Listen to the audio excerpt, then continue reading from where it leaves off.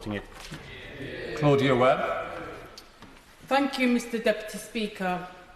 You know, it was Mahatma Gandhi, a hero to many Leicester residents, who famously said that the true measure of any society can be found in how it treats its most vulnerable members.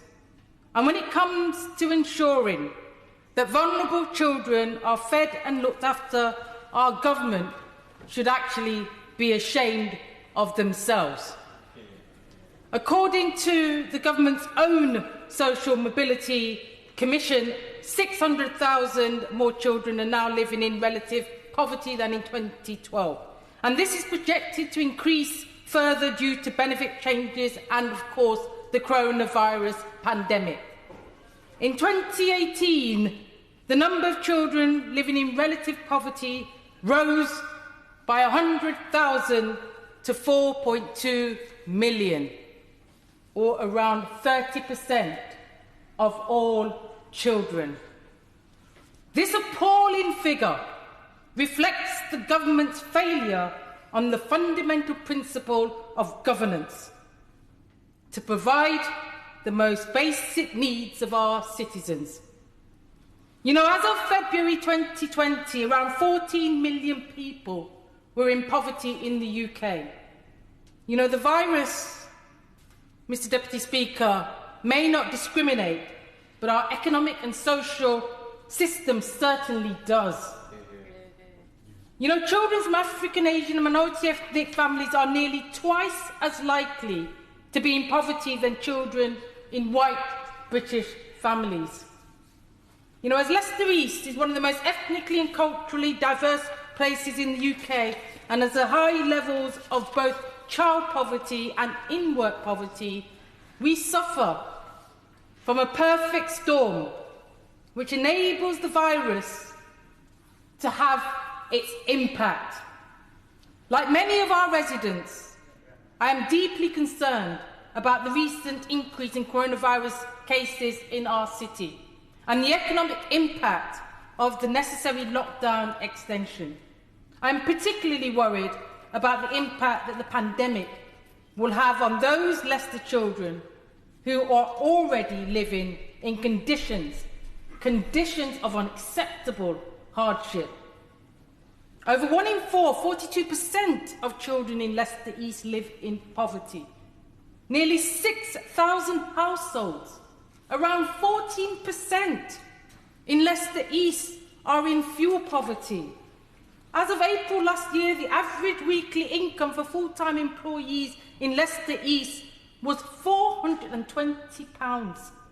This is £130 less than the East Midlands average as a whole, and £160 less than the UK average.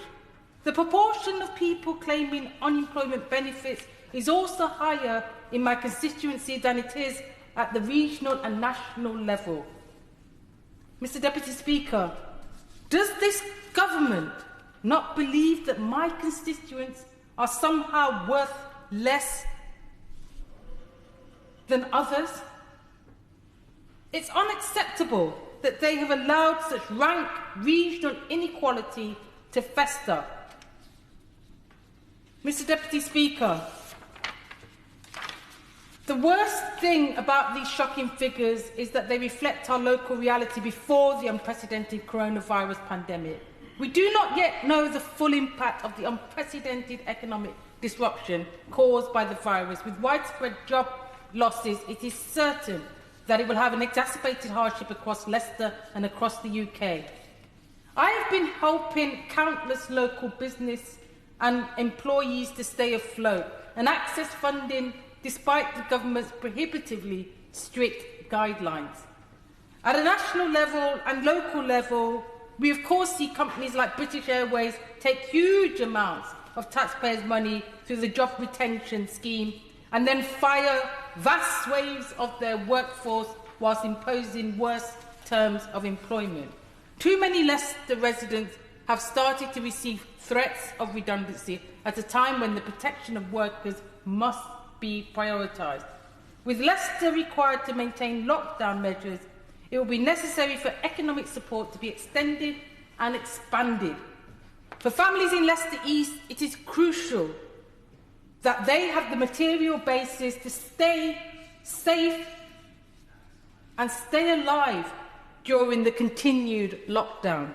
The government's callousness is demonstrated, sadly, by the fact that benefit sanctions have been resumed at a time when we face unprecedented periods of economic hardship.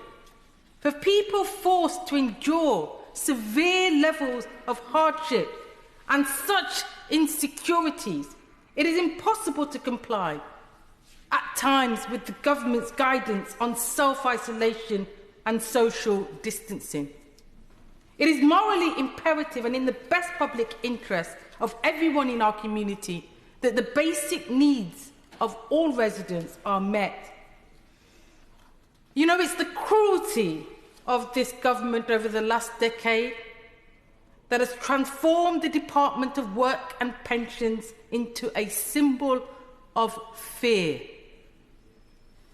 The coronavirus pandemic has further demonstrated the need for universal welfare support that will be there to help and support people, not punish and not police them.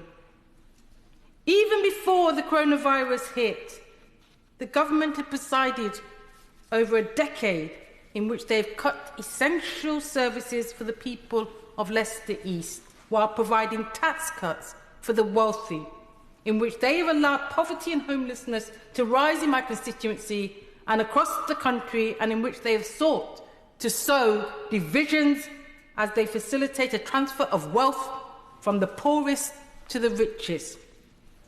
I believe, Mr. Deputy Speaker, that the government must act now to prevent the further impoverishment of working people and their families during this pandemic.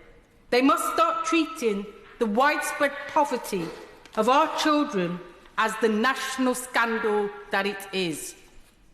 This virus has demonstrated that we have a moral duty to ensure that everyone in Leicester and across the country is protected. That means that after this crisis, we can no longer live in a society defined by extreme inequality and in which it is commonplace for our children to go to bed hungry. Thank you, Mr. Deputy Speaker.